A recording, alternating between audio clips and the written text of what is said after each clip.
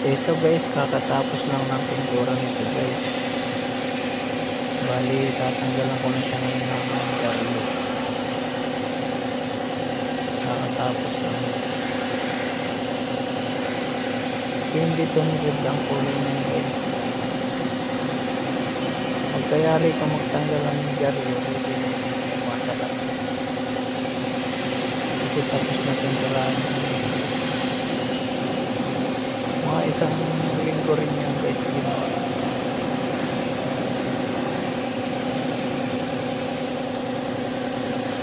Urethane yung ginamit ko guys. Makintab din. Solid na kasi yan guys.